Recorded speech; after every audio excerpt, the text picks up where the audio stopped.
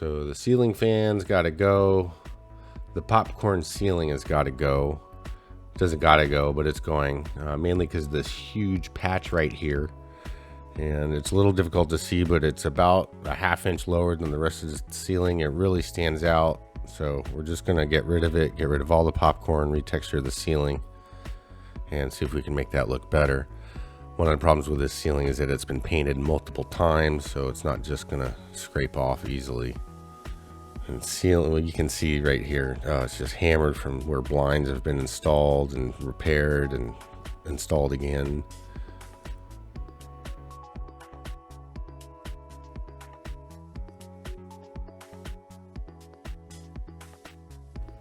There's a lot of patchwork on the walls that's been begun but not finished. We'll have to deal with that. This is the sill.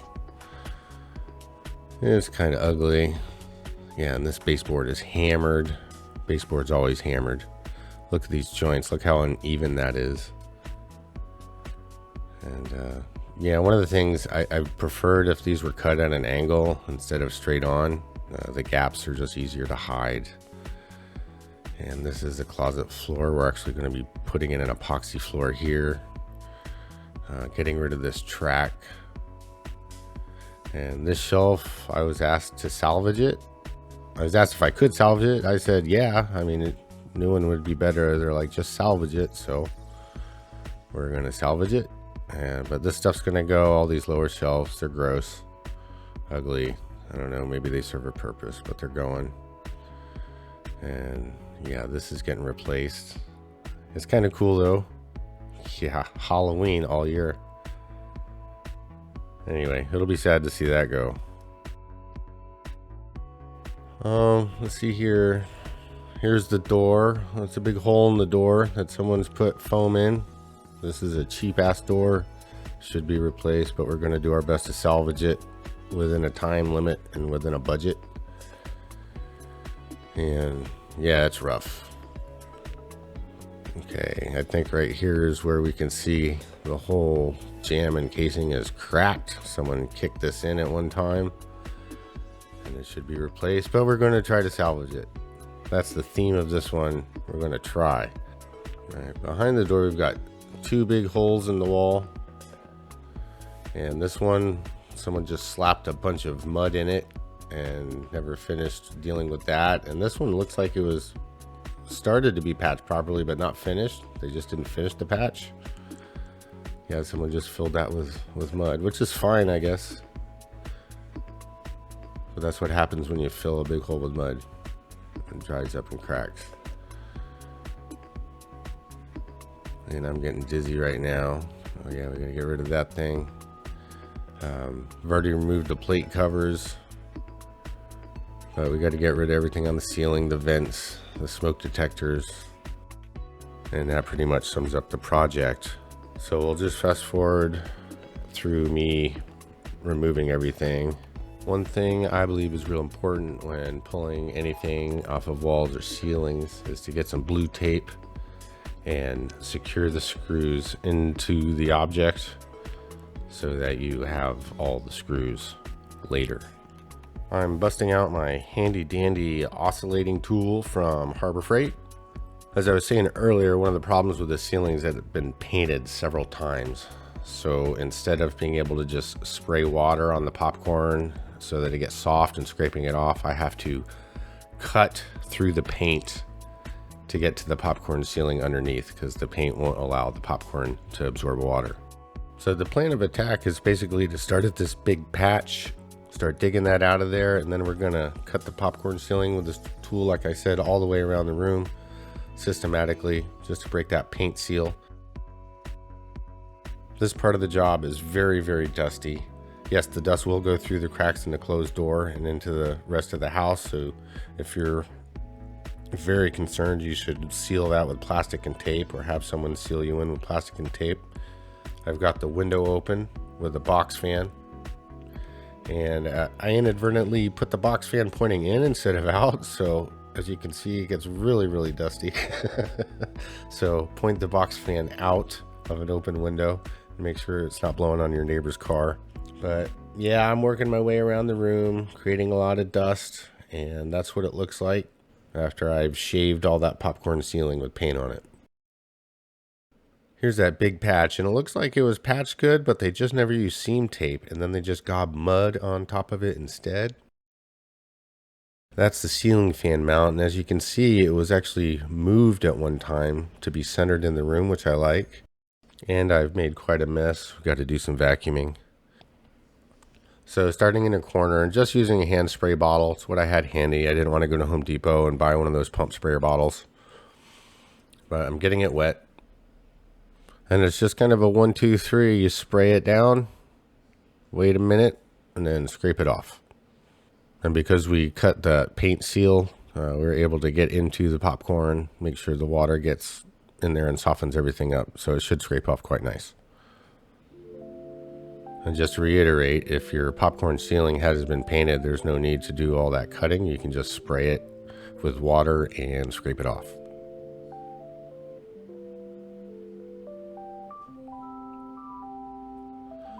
I'm sure a lot of people are saying, wow, that is slow, tedious work. That is a lot of work. There must be another way.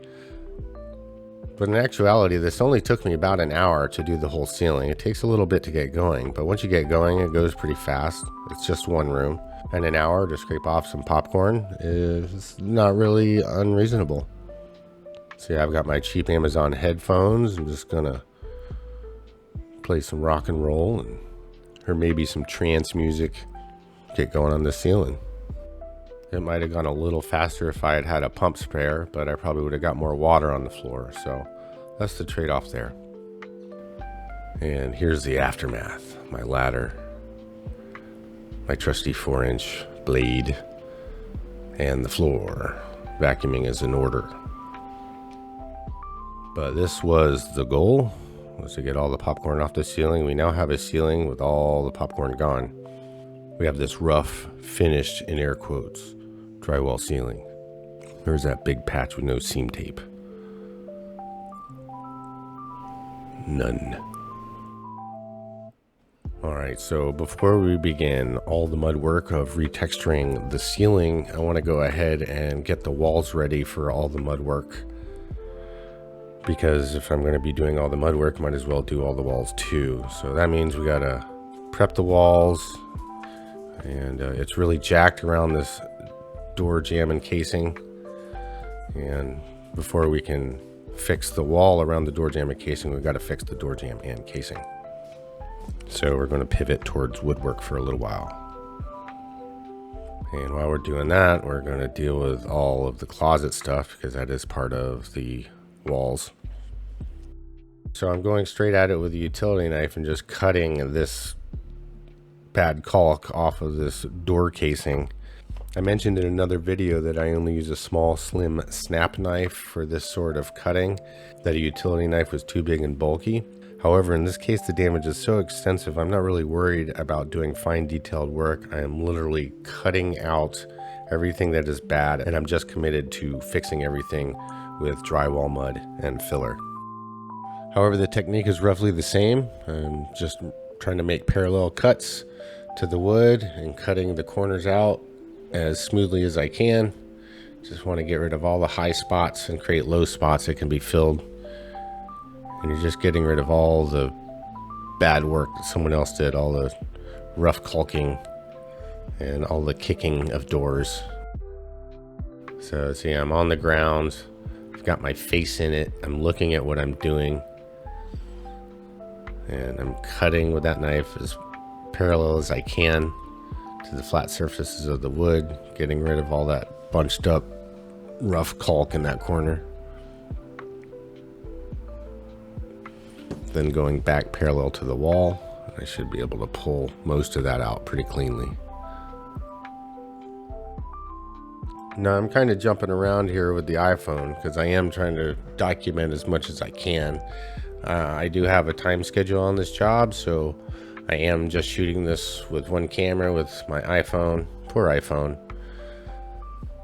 But anyway, I'm just jumping up here to show you that while I'm down here on the floor on my knees, I'm dealing with these patches and I'm cutting away any little pieces of paper that are sticking up and flopping around. Because the paper's fine. We're going to prime that paper and then patch it, and that'll be fine. But if it's all these little pieces of paper that are sticking up, that when you go to prime and mud, they stick up and they stand out and they cause problems, and they don't let the mud stick and they cause bubbles. And so I'm just really meticulously kind of going through here and removing the jagged edges of the paint and getting rid of all the little wispy pieces of paper. You just want like a flat piece of paper, and you don't want a bunch of loose, crumbly stuff. So right here, I'm just getting rid of all of that.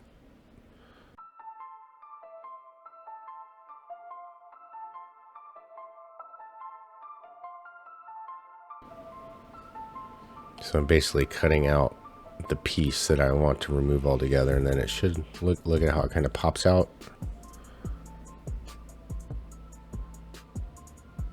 And then I've got smooth paper, and I'm running my finger back and forth, and wherever there's flappy paper, I try to gently pull it off or remove it. And so here on a larger example, I'm just cutting all of this out. And you might be able to see what I mean here is like a utility knife isn't really for fine detailed work like the snap knife, but I'm really just hacking away here and just trying to remove excess material. Okay, that's wrong. I'm not hacking away. I am being precise, but I am removing a lot more material than I normally would. Now we've got some damage that's much easier to repair.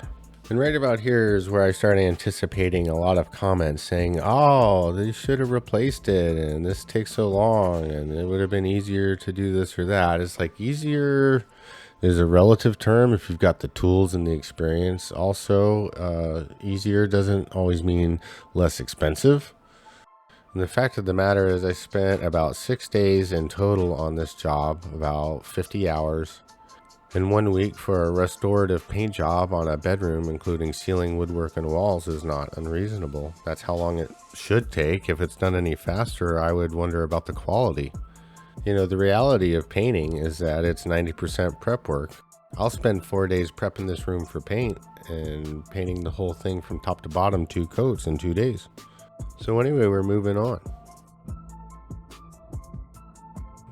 I mean, it's rough. You can see where someone had caulked or painted previously, and it literally is just oozing and dripping and gobbing down the side of the baseboard. Rough. So how do we handle it? We just get in there and cut it out. We just get in there and cut it out of the corner first, and then we'll go back over the baseboard itself with some 150 grit sandpaper, and we'll grind and cut as much of that stuff off as we can.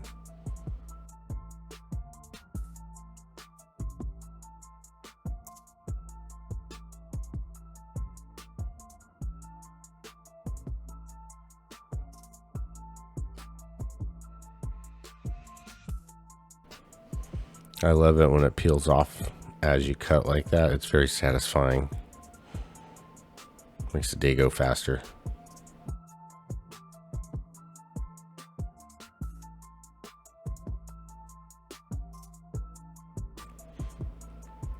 Yeah, when it's this rough, you gotta, cut out what you can and go over it. I'm cutting, sanding, wiping, cutting, sanding, wiping.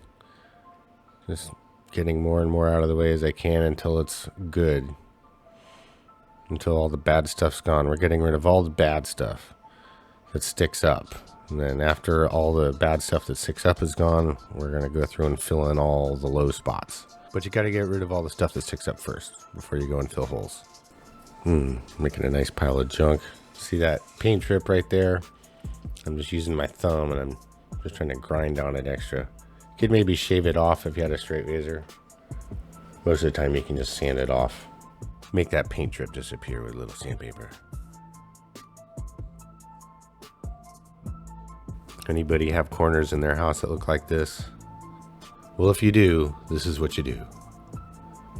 Get in there and cut that stuff out. Now, it may look like I am fumbling around a bit and this is a little awkward and clumsy, and it is. However, I will say that if you are not trying to film what you're doing, it's a lot easier to just get on all fours, get in that corner, and make more precise cuts. But again, same as around the door casing and the other piece of baseboard, we are just cutting out the bad stuff, hitting it with some sandpaper, getting rid of all the high spots. I mean, we're basically trying to get rid of all the caulk because we're going to recalk and do it properly. But you got to get rid of the old stuff so that the new stuff can be applied in a proper even bead. Cut, sand, cut, sand, cut, sand, cut, sand, cut and sand. Here we've got before and after. Now we've got before and after. Time to vac. So same thing here. Before I try to finish this patch, before I start retexturing the ceiling, I need to get rid of all the little loose bits of flappy paper and stuff and all the crumbly bits. And this is a situation where I feel like it's easier just to cut out a whole piece of paper than to deal with the paper itself. Once again, my tools are 150 grit sandpaper, a utility knife, and my 5-in-1. And here I'm just going to start banging away, and I'm going to focus solely on this connection between the ceiling and the wall. I'm going to go all the way around, cut away all the rough stuff, and get it ready for primer and mud so that I can make that a nice corner that's worth painting. I don't know what all those chunks of stuff are all over the wall, right there where it meets the ceiling, but it's there and it has to go. Scrape, sand, cut, whatever it takes. And we're going to do this all the way around. And it's not just the walls, it's the walls and the ceiling. Sandpaper is your friend. So after I'm done with where the ceiling meets the walls, I take a break from the ladder. I'm going to go around the walls and just sand all the patches that I've put on the walls, all the holes I filled, and start sanding on these patches that were already started behind the door. Now, you may want to be concerned with whether or not you accidentally scratched the window at your house. However, this window is so hammered, I'm not even worried about it. If I just have to paint the edge of that with black paint, I will. And it'll probably look better. But yeah, I'm scraping, sanding, cutting, whatever I have to do to get all this bumpy garbage off the walls. Look at these chunks come off. So you can't paint over that because it's just gonna fall off. It's already been cracked out. So you got to get all that stuff out of there so you can remud it. And some people might be saying, wow, that is an awful lot of time to spend on a window. But a window is kind of a centerpiece of a home. It's what lets in light. It's got a sill. It's meant to be beautiful. So, you know, so I don't feel it's that unreasonable to spend an hour or 2 or 3 prepping a window. Because it's only going to take about 30 minutes to paint twice. Now I'm sanding the ceiling just to knock down any big bumpy spots that are going to get in the way of the texture. When you're doing drywall, anything that sticks up and creates any sort of a bump is going to really mess up whatever you're trying to do. So it's important to knock anything like that down. I'm starting off with sandpaper and going around the can lights and the ceiling fan mounts and smoke detector mounts and air conditioner grates first, but now I'm going over the whole thing with a pole sander just to try to smooth it out and level it out and knock off any high spots. And now I'm doing the same thing with the walls. Shake it, baby.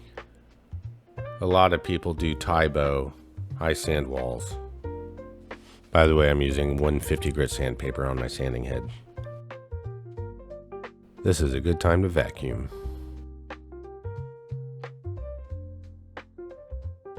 Now real quick, I'm taking out some primer. This just happens to be Zinsser with the mold killing whatever. It's never a bad idea to use that in Florida. A little bit at the bottom. I'm gonna stir it up, and I'm just using this to prime all the drywall paper that I've exposed throughout my journey so far, like this around the door. You want to prime that paper before you do any drywall mud over it. The paper will absorb the moisture out of the drywall, and it'll cause it to dry unevenly and crack and shrink and things like that. So this will really help the drywall adhere and form and dry properly. So the primer needs just a few minutes to dry, and after it is dry, I'm going to go ahead and fix the entire edge of the door casing with a 6-inch blade and some drywall mud. I'm making sure to stir it up in my little mud tray, and this makes sure that the mud is creamy and workable. Yes, I said that. So it's kind of easier to show you what I'm going to do to the side of this door, which is the power of video.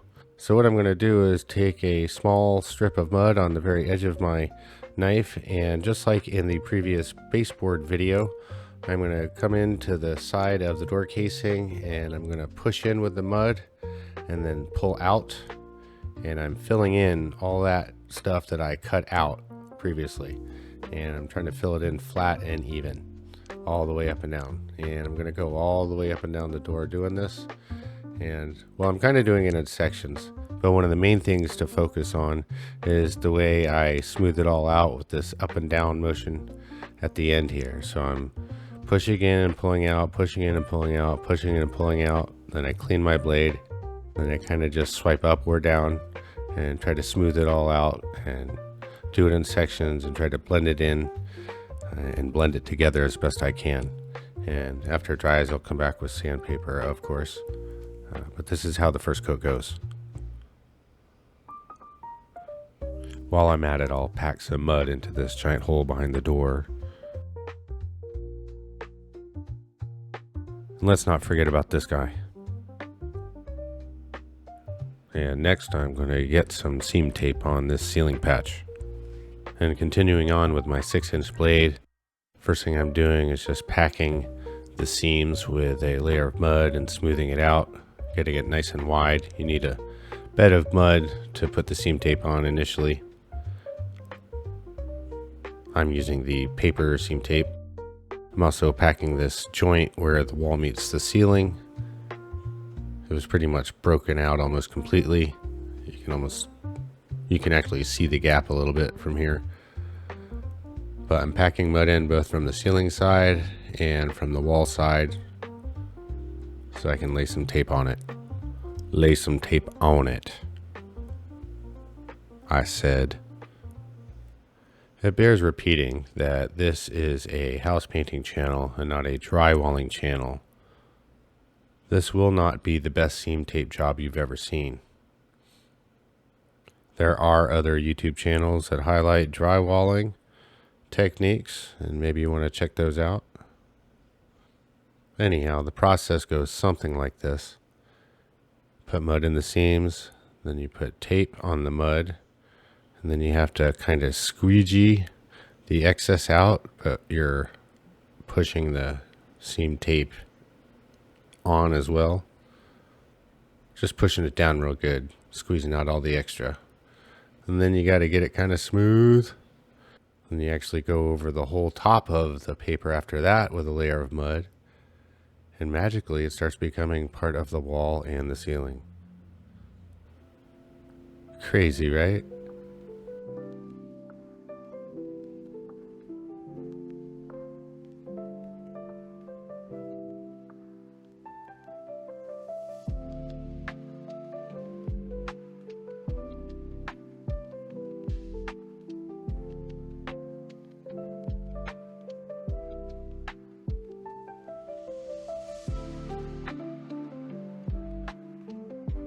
So we've gotten to the point where we can't ignore the closet situation any longer. And this is me just pulling everything out of the closet, all the wood, all the shelves. One thing I hate is when people leave nails sticking out of wood on job sites. Just take the time And we're also getting rid of this closet track. And now I've left some holes that we have to patch. Getting rid of an old phone cord, tack strip as well. Look at all this wood I salvaged. I'm going to take the best wood from this pile and rebuild the shelf in the closet. I know there's a painting channel, but sometimes it's easier just to fix or build something rather than get someone else to do it, so I can continue painting. If I had to wait for someone to come in and do this shelf, it would have really slowed me down. But because it's a painting channel, not a carpentry channel, I'm gonna be brief going through the closet shelf build part of this video. But let's just say I made sure it was level, and I made sure I sank the screws into the studs. Here's an important part. I've re-screwed these boards to the walls, and these screw holes are going to be filled with wood filler and painted so that they disappear. However, we got to get rid of all these rough loose bits of wood around the hole, kind of like the rough loose bits of paper, the floppy bits of paper that doesn't make filling drywall work as well. These floppy bits of wood also make filling holes not work as well. So let's clean these screw holes up. All that loose sawdust and pokey stuff. You can't have that. Yeah, I'm actually scraping the old paint. That's paint. That's not caulk. That's literally the paint from when they painted those boards. Scrape, and a little sand. I'm reusing the old shelf that was in the closet, and it was bowed a little bit from time, and all I'm doing is flipping the board over, so now the bow is going up instead of down. That should actually make it pretty strong. And we'll let gravity start working the other direction on this board. We're just going to screw that down. But anyway, this is the seam tape coat that I did on this big patch that was on the side of the room, and it's not that great. It's got air bubbles in it. And you can't just leave air bubbles in your seam tape job. Now, a professional drywaller probably would have been able to do this without air bubbles, but it happens and you have to know how to deal with it. Even the pros have to deal with this. A pro taught me how to deal with this. But you can see it right there. That's an air bubble. And we just have to basically get back out with a utility knife, and we have to cut that out. Have to treat it just like another patch. A smaller one though. We don't have to reseam tape it, we just have to cut out the bubble and then patch that hole. And see, now we got a hole that we can patch. Same thing over here. Cutting little footballs. Footballs usually the shape I go with. But now that those bubbles are gone, now we can continue patching. So after filling those smaller holes to repair the air bubbles, I'm taking my 10-inch blade and I'm doing a layer of mud over the whole thing, and I'm making it bigger and I'm drawing it out farther. And the reason behind it is there's no such thing as a flat drywall surface. There's only the illusion of a flat drywall surface, especially when you got a patch. There's going to be a mound wherever the seam tape and the mud are being applied, so you just have to kind of spread this mud out in such a way that you can taper it off over a long distance to where it seems like it's not there. And that's roughly what the second coat on a big patch should look like. Now this is a seam in another part of the ceiling. After I pulled the texture off, this is what it looked like. And again, I've rough sanded all the bumps off, and now I've got all these divots to fill, and I'm just smoothing that out. We're going to be doing a rough texture on this ceiling. And the ceiling doesn't have to be perfect, but it does have to be smooth overall. It shouldn't have drastic bumps, and it shouldn't have drastic valleys. And now that I've done everything I can find on the ceiling, it's time to go around and redo this connection between the wall and the ceiling all the way around the room. All that work I did scraping and cutting was so I could just do this right here. Just go around and put a nice new edge all the way around the room at this corner. If I sound a little excited about this, I am, because this is the part that everybody sees. Like when you walk in a room, almost everybody, the baseboard usually has furniture in front of it. The walls can have paintings or posters or whatever on it. But that connection between the ceiling and the wall is what most people see all the time, every day. So this part should be good. And by the way, in rough cases like this, it is possible to take a 12-inch blade and skim the entire surface of every wall with drywall mud to get a super smooth and sleek finished look. However, that type of work does add 2 to 3 days to the job and a lot of extra dust from the sanding. That type of project deserves its own video, and hopefully we can get that to you sometime in the near future. But in the meantime, okay, so this corner had quite a bit of damage and stuff that was cut out from it. And we're going to get some mud in it and make it look normal again. And this is how we do it.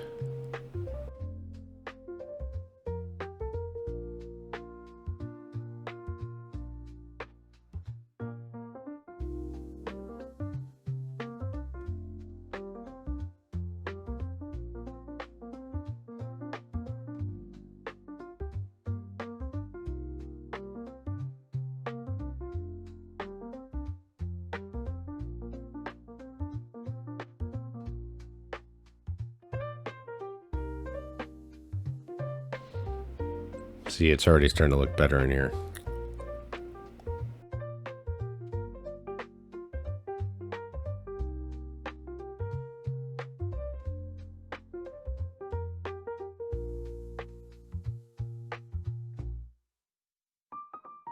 Okay, we can't forget about where we pulled the closet door track out. Need to shove some mud into all this.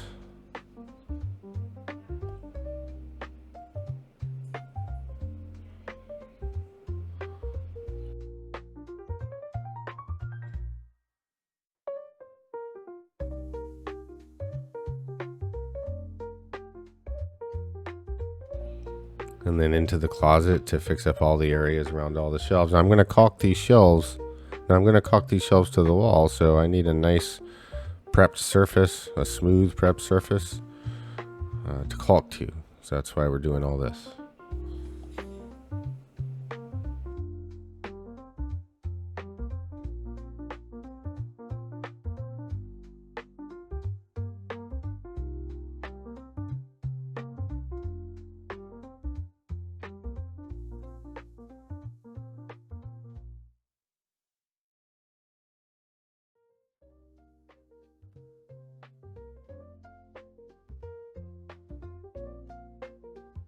I've got to find something to do while all that drywall mud dries, so I'm going to fill holes on these shelves.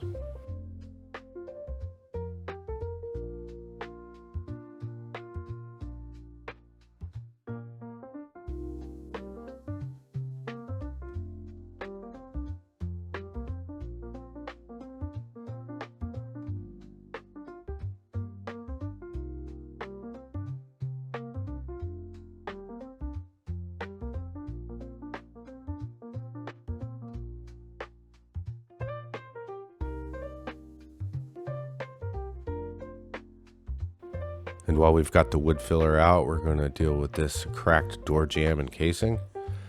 So all I'm doing here is removing the striker plate and then using a big wood screw to pull the jamb and the casing back together. I'm just squeezing it back together, and I'm countersinking the hole so I can hide the screw head inside the wood. Then I'm just going to fill everything with wood filler like it was any other hole or crack. Anyway, moving on, before we start filling, we got to cut out some of this old caulk from the door jamb, clean this up, get it prepped. Just like on the baseboard, we got to go through and cut all the old caulk out of here so that we can recaulk it so it looks better.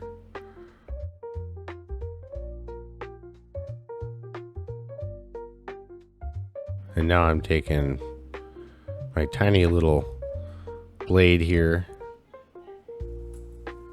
and I'm filling in this crack inch by inch with wood filler. And I'm doing my best to shove wood filler into the crack as far as I can. And the hole where the striker plate goes, where it was all cracked up and disintegrating, we're just going to cram wood filler in there as best we can and reshape it, literally using it like clay almost. And this is what that looks like. Now this patch on the door, I do not recommend using foam as a filler for a patch on anything, but it's already here, so we have to work with it. And so again, I'm just going to cut away broken, crappy debris and try to create a hole that I can fill. So anyway, back to this hole on the door. I'm actually not sure what to do. I'm trying wood filler, but this ends up being a fail, but I just wanted to show you anyway. Like I said, this door should have been replaced and it should never have been filled with foam. So now I'm just trying to make it work. Okay, with all the wood filling done and the drywall being dry, we now have something to sand and second coat, because obviously this is not done. Here's the house dog helping me out.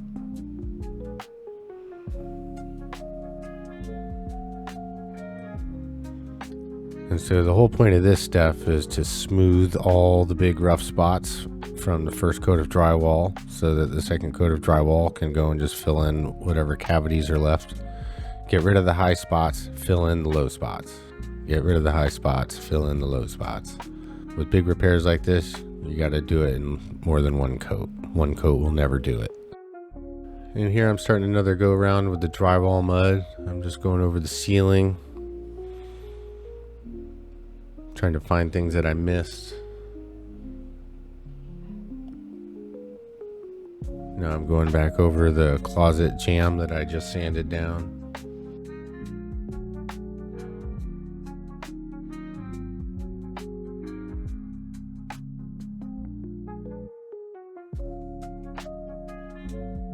So I've got more mud drying. I'm going to go back to prepping woodwork. I've got all that wood filler on the jamb, and now I'm sanding. And here's a can of worms that I opened. This was apparently a brown door from the factory, and it was painted white at some time. I don't think they used any primer, because I started sanding this door to repaint. The paint started peeling off in strips.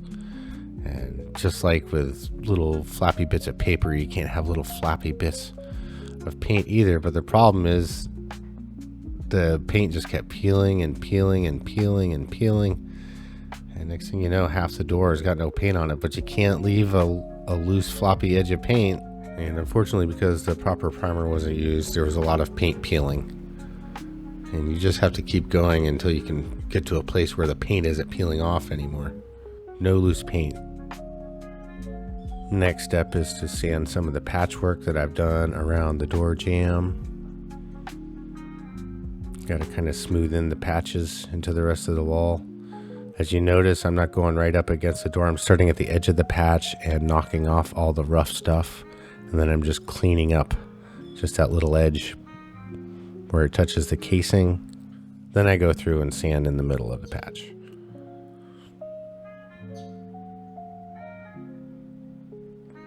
And then we're going to do this all the way around the room. And as usual, I start in a corner and work my way around the room, being as systematic as possible. I have to go around and sand that entire connection between the wall and ceiling that I did before. Then we got to sand the drywall patches that we did in the closet where the old shelving was. And here's me doing a sand on all the little seam patches and whatnot that I did on the ceiling, trying to get this ready for texture. And this brings another opportunity to vacuum. Okay, we are finally ready to texture the ceiling. A big old bucket of mud. Now for texturing the ceiling, I want something that's a little smoother. And I wouldn't say soupy, but I just want it smoother than how it comes out of the bucket. So I'm going to transfer some, add a little water, stir it up just to get me something smooth that I can use as ceiling texture.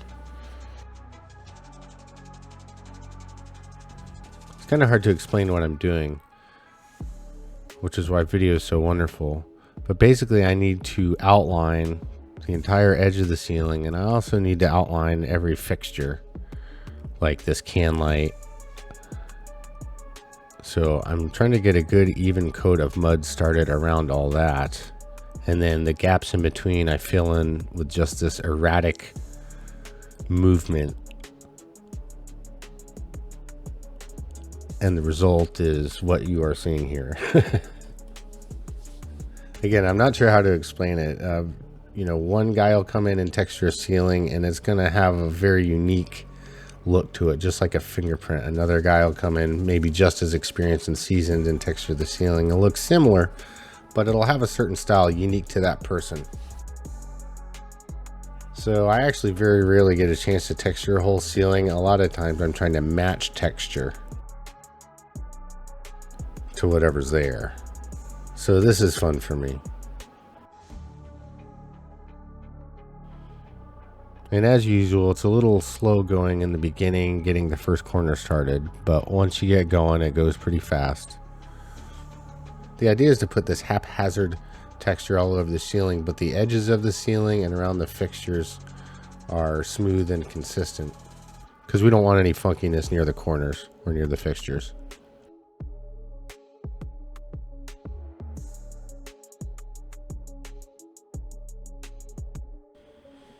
And this is what it looks like when I'm done. It's not super aggressive. And that's the way I like it. So while the texture on the ceiling is drying, we're going to go ahead and pivot to the walls and the closet, where all the patchwork I've started earlier is now dry and ready to be sanded. And we're going to get it smooth and ready for the final coat of mud. And just like it sounds, we're sanding it smooth. So we're going to get rid of all the high spots. And if there's any low spots left, we're going to fill those in with our final coat of mud. And when I'm trying to sand something smooth, I not only look and see if it's smooth, but I run my hands over it from time to time to make sure it feels smooth as well. Again, this just comes down to getting rid of the high spots so that we come back and fill in any low spots. And all I did with this big patch behind the door is just continue gobbing mud into it and then sanding it until it disappeared. Same thing with the patch on the bottom. Everything around the windowsill needs a second coat as well, making it nicer and nicer on each coat. I've got drywall mud drying. This is a good time for me to deal with this closet floor. Got to bang up the tack strip. Taking this time to also clean the floor, which has gotten quite messy at this point. A little scrape, a little vac. And so this is where the door patch failed. That foam is just soft and squishy, and it didn't let the wood filler actually turn hard, I guess. So I'm cutting it out and starting over. Now here's a smaller patch on the edge of the door that I've filled with wood filler, and I used the edge of my knife to recarve the texture before the filler dried, and now I'm sanding it down. And this is getting Bondo, which dries hard as a rock. The downside of Bondo is that it's hard to sand once it's dry. I'm also using this Bondo to fill the tack strip nail holes in the closet floor. Alright, so Bondo dries fast, so what we're able to do is jump over here after the first coat's dried and get a second coat on it really fast. And instead of running away, because it does dry so quickly, we're going to hang out, and when it's almost dry but not quite, we are able to scrape the excess off like this, and then we can take the edge of our blade or whatever tool we have handy and carve the Bondo out of the texture on the door so that the patch blends in better. That way the texture doesn't disappear into a big flat spot, making the patch more apparent. And the big hole where there is a big flat spot, I'm going to take the edge of my knife and I'm going to continue the texture through the patch to try to get it to blend into the door even more. How about them apples? All right, so looking around the room, we've got a lot of wood filler on the woodwork that needs sanding, especially in the closet. And while I'm going over the woodwork, sanding all this wood filler, I use this as an opportunity to just do the full on grind with 150 over the entire surface of all the woodwork. This is where I really try to take off some material. Get rid of all the bad caulk, all the drips of paint, get rid of all the wood filler I've put into the holes, and try to get this baseboard looking back to its original state as much as I can. Again, if you want this to look good as new, it really needs new. It's so hammered. But this is what it looks like when you're trying to rescue something that's this bad. Same with the door jamb and casing with all this wood filler. It's going to take some grinding to get this back to smooth. And don't forget, it's not just the patches and stuff that need sanding, it's the entire surface of everything that's going to get painted. And again, continuing on with the power sanding, just to show you what the goal here is. You can see all the goop and gook on this piece of baseboard. And the only way to get it off is to grind, cut, and scrape, and then vacuum, obviously. Okay, real quick, jumping over to the closet floor. Gotta sand down this Bondo. Got to sand down the wood filler on the shelves. And while I'm at it, I'm even sanding the edges of the boards itself just to round them off, make them look a little better. Now I got to sand the second coat of patches I did on the closet walls and around the closet doorway. And then every other single patch on every other square inch of the wall throughout the whole room. This is called attention to detail. And don't forget this very important step. I'm going around and sanding and smoothing that entire bit of patchwork I did where the ceiling meets the wall. Need to make sure it's all clean because I might have messed it up with the texture from the ceiling. Just reviewing, making sure all that drywall work is perfect. And now I'm going over the whole ceiling gently with a pole sander just to knock down the real rough, pointy, jagged edges from the texture. More review, more sanding, more touch up. And of course, after we sand, we vac. Before I go any further, I'm going to also do a deep clean on the floor. I want to get the mud and the grout cleaned up as much as possible. Now, here's a great situation that I see all the time. Paint all over the grout. Looks horrible. Looks shabby. Looks third world. Is there anything we can do about it? Yes. And it's called scraping. Now, it's most likely latex paint, which means it's water-based. And this is how we do it. Get my trusty 5-in-1. Start grinding, chipping, sanding, scraping, wiping, and this is what you can make it look like. It doesn't look brand new, but it looks a lot better. And guess what time it is? Time to vac. And we're even going to give it a mop. This means all the major repair work is pretty much done. And that actually doesn't look too shabby. Okay, so now this is the woodwork. After it's been filled and sanded and filled and sanded and filled and sanded. There's the Bondo patch. There's the other patches. There's the texture that I made sure to incorporate into the patch so that it doesn't look so obviously like a patch. Well, that seems ready for the next step. Here's the woodwork. After it's been scraped and sanded and vacked. There's that piece of baseboard with a huge joint. And we've got the closet walls, closet floor. All this stuff is looking pretty good. And again, I don't want to spend too much time on the closet floor because this isn't a floor video, it's a painting video. But I'm doing an epoxy floor. The first thing I got to do is prime the Bondo that I just put in. I'm just going to prime the whole floor. I don't think I needed to prime this floor. It's just a little OCD that I have.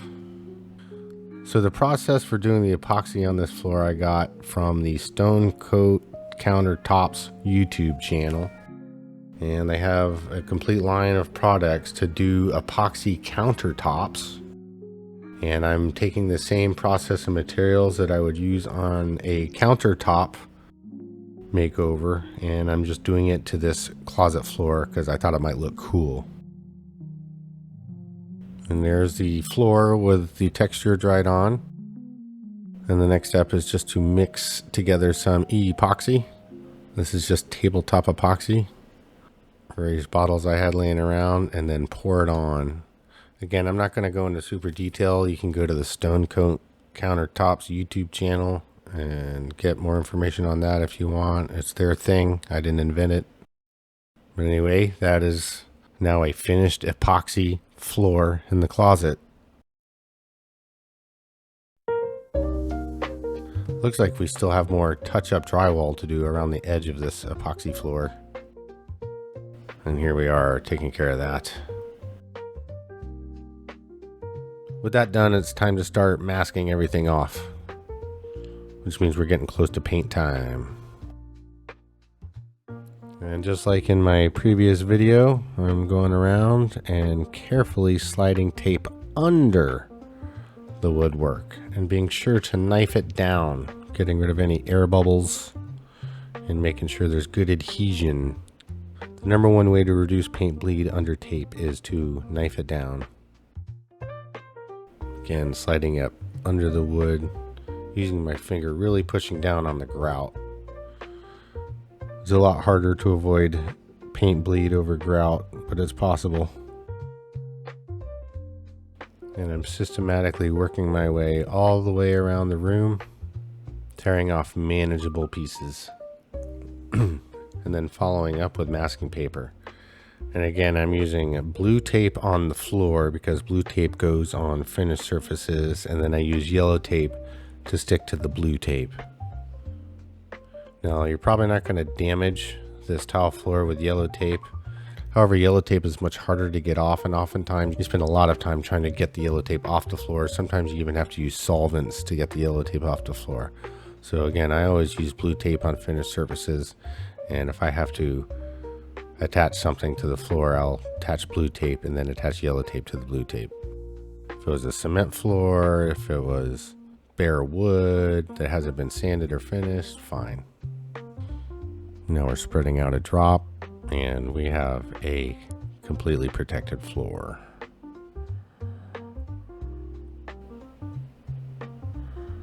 We're also protecting this windowsill in the exact same way, just on a smaller scale. Now you do see me using yellow tape on the edges here. That's me being risky. This yellow tape's only going to be here for a couple of days, so I'm taking the chance. Now with that done, I'm taking some primer. Looks like I'm mixing together a couple of old primers into one can.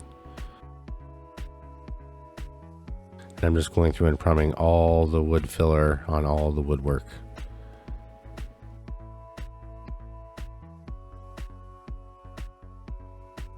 And then once we've primed all the wood filler and all the bare wood on the back of the door, which should have been done the first time it was painted, or it wouldn't look like this now, we can then caulk all the woodwork.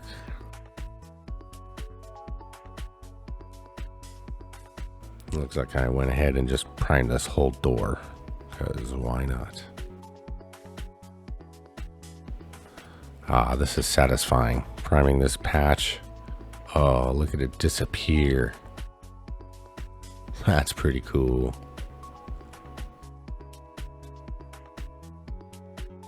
Priming the windowsill, priming the baseboard, and that's going to make sure that caulk and the paint stick real good.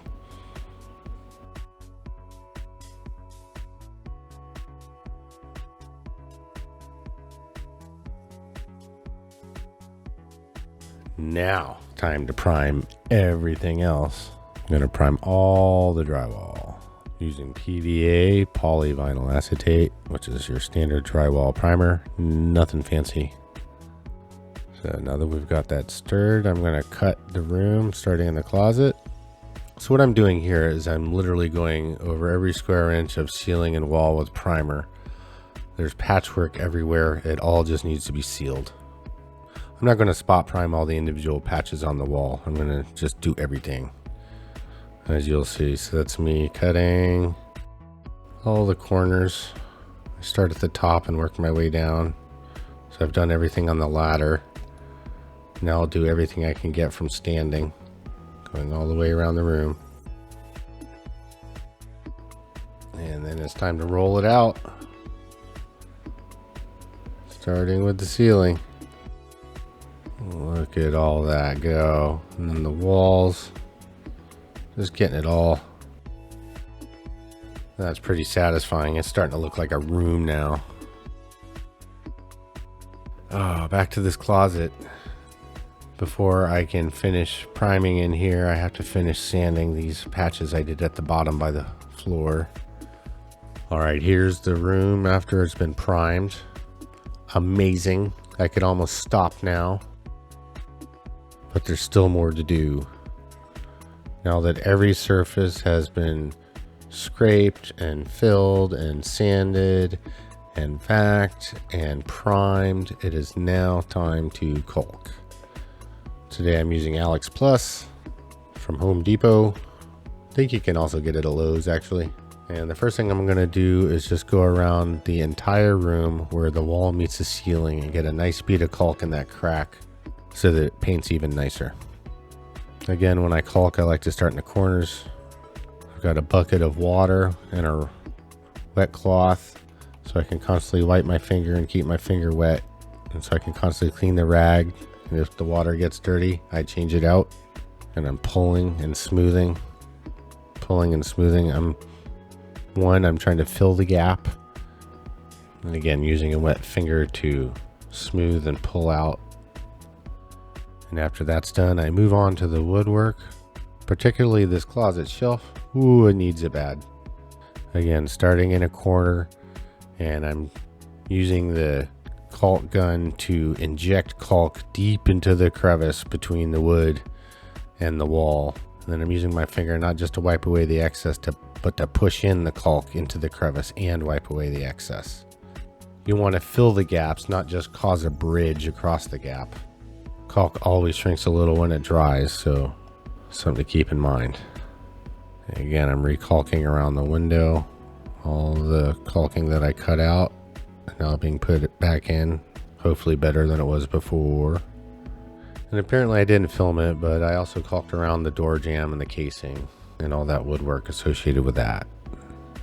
Okay, so it's the next day. The caulking's done and has had time to dry completely. And we are using the cheapest ceiling paint I could find, which is this Valspar 4000 interior flat. The main thing with ceilings is I like to use flat paint. Flat paint isn't shiny, so it doesn't reflect, which means it doesn't show shadow.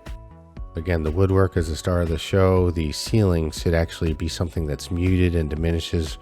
You never want to walk into a room and just stare at the ceiling because it catches your eye unless you're in a cathedral.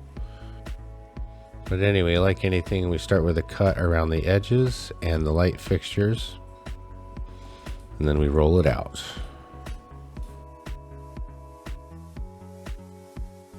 So between coats, I only need like 30 minutes to an hour for that to dry. So I go ahead and wet the roller down with paint in the roller pan, and then I'm going to use my masker and rip off a couple of pieces of paper to create a sealed cover for the pan. After 30 minutes, if the ceiling's not dry yet, I would go ahead and pull the paper up and roll the roller again in the paint to re-wet it and then put it back down again. The worst thing that can happen when you're doing this trick is for the paper to dry to the roller. Then you need to actually throw away the roller and get a new one. But anyway, that didn't happen, and I am starting the second coat on the ceiling, and it's going to go just like the first coat, smoothly. If you notice, I'm rolling it in a different direction, just to roll it in a different direction and keep the lines from all going the same direction. If you've got a textured ceiling, you really shouldn't have to worry about lines too much, especially if you're using flat paint. I'm talking about roller lines from the roller. So textured ceiling, you shouldn't have to worry about it, but I still like to change direction on the second coat, just in case. It's just good practice. And that's the second coat. So with the ceiling now painted, it's time to move on to woodwork. I've actually bought paint made for woodwork, which I recommend. I'm going with satin, which has a little bit of shine, but not a whole ton. I I think super shiny woodwork looks like plastic, which to me looks unattractive, and I like to go with satin. Now what I'm here is pulling the door off the hinges, and I'm going to paint this against the wall. I just find it easier sometimes. So the best way to do this most of the time is to put a piece of masking paper on the wall that you can lean the door against, and then take a couple of blocks of wood that are the same thickness, about like this here, then put them on the floor and use those to prop the door up off the ground just a little bit so that you can paint the bottom of the door without painting the ground. So it's propped up, it's leaning against paper, and I've only got one corner of the door touching. It is not laying flat against the wall. It is leaning, and that's on purpose. So I'm starting with the edges of the door. Now, if this were a brand new door, we would want to go ahead and at least prime or paint the tops and bottoms of the door, and that makes sure that you don't negate the factory warranty from the door if there is one. But because this is a really old door, there is no warranty on it, and we aren't going to bother painting the tops and the bottoms. But I do start with the edges, work my way down, and although you can't see it, I am constantly checking both sides of the door, looking up and down for runs, drips, and errors. See, I'm just going to go ahead and wipe the whole edge of that just to make sure I don't get a built-up run down the front and back of the door from painting the edges. Now, some people might want to use a roller to roll out the door because it's a big slab thing. I guess that would be time saving, but then there's the money and the time of going out and getting your pan and getting the roller handle, and you probably want to use like a smaller weenie roller, and then you still would have to back brush whatever you're rolling out just to get rid of the roller marks. Roller marks on a door are kind of unattractive in my opinion. I prefer brush marks, especially this door. It already came pre-textured from the factory with the wood grain, so the brush marks are actually going to blend right in. I don't know that rolling this out and back brushing it would save you much time. I think it took me 15-20 minutes to brush out this whole door. So anyway, that's the first coat on the door itself. Now I'm moving on to the door casing and door jamb. I like to start at the top and in the corners, and then work my way out to the edge of the jamb.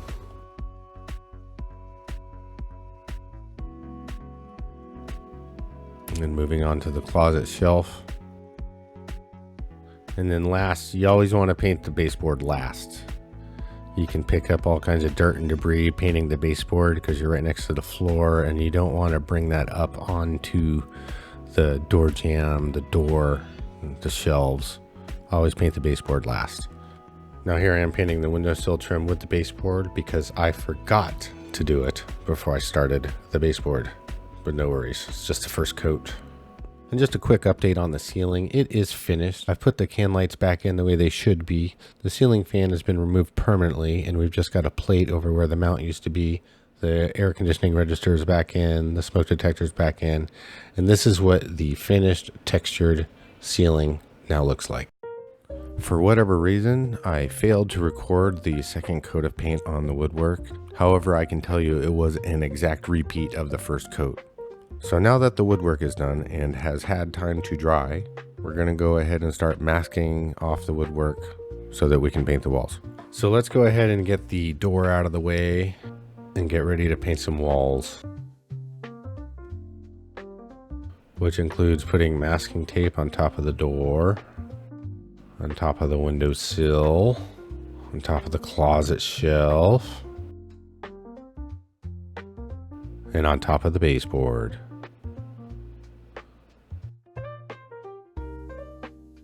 And again, the important thing when masking to anything is to use a flat edge like a 5-in-1 or a putty knife and knife down the edge so that it sticks, so there's no air bubbles, and to prevent paint bleed as much as possible.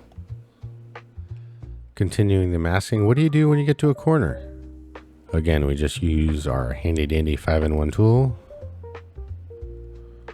to create a straight edge and to rip a clean edge.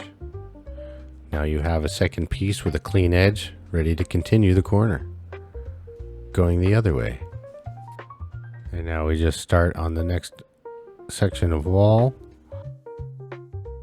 by lining up the tape and moving on.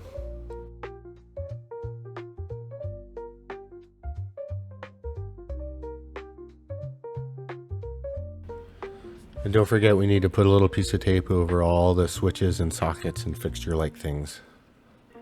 Just like so.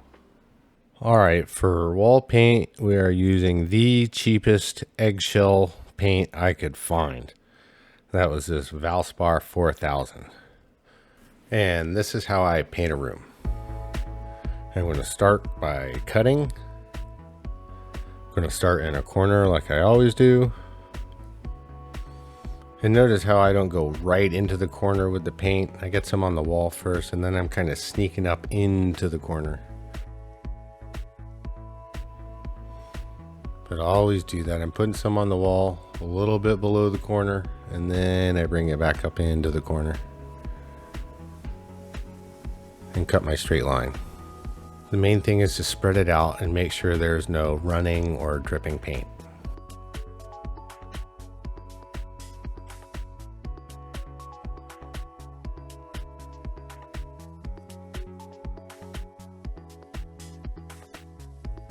And again, I'm not going straight into the corner with the paint. I put some on the wall, spread it out a little, then I pull my line out. Put some on the wall, spread it out, and then I go up into the corner and pull my line out. And you notice I don't have any masking tape going up and down the sides of the door casing. It's time to move on and continue cutting the rest of the room. And just like before, I'm going to go ahead and paint everything from the ladder that I can get from the ladder. Then I'll go around and get everything I can get from a standing position, and then I'll finish off on the floor, cutting in around the baseboard and stuff. And with everything cut in, we're going to switch to a roller. I like to use a roller with a 3/4 inch nap.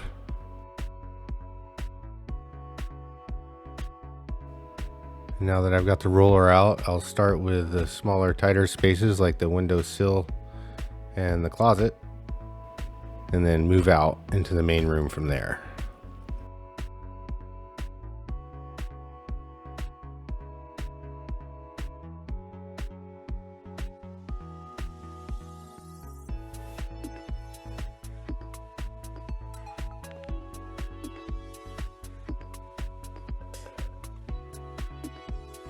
And that's what the first coat looks like. The second coat should go a little faster because I did such a great job on the first coat, and it will look almost exactly the same.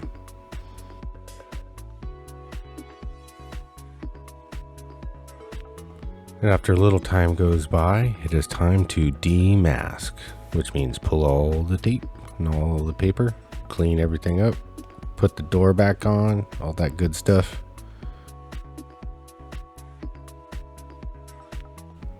So we're pulling the tape, get it off the floor. Wow, look at that closet floor. Look at that closet. Hot dog. So the big paper comes up easy, but sometimes when you're pulling up this tape around the edge, you've got a lot of work to put up with to get this all trimmed up right. You can see here where the paint bridged from the baseboard to the tape, and now I've got to cut and pull and try to get this cleaned up. What a pain.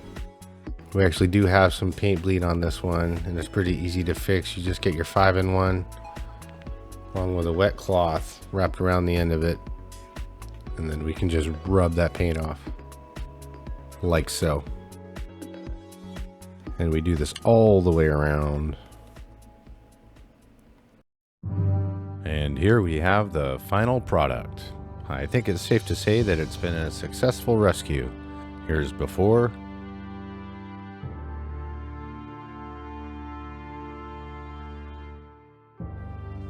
and after. This job took me 6 or 7 working days. I did my best to record what I was doing and to explain how I did it, and it's my sincere hope that this helps someone get better results on their next house painting project.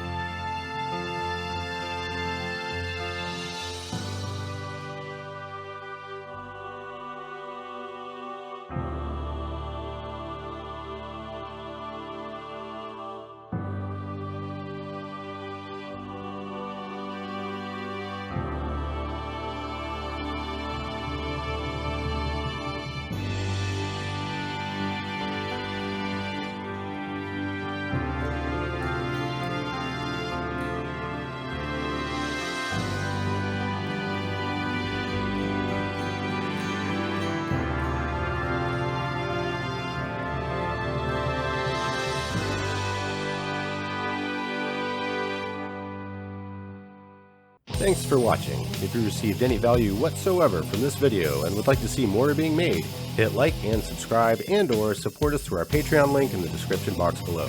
And remember, caulk and paint makes a carpenter what he ain't.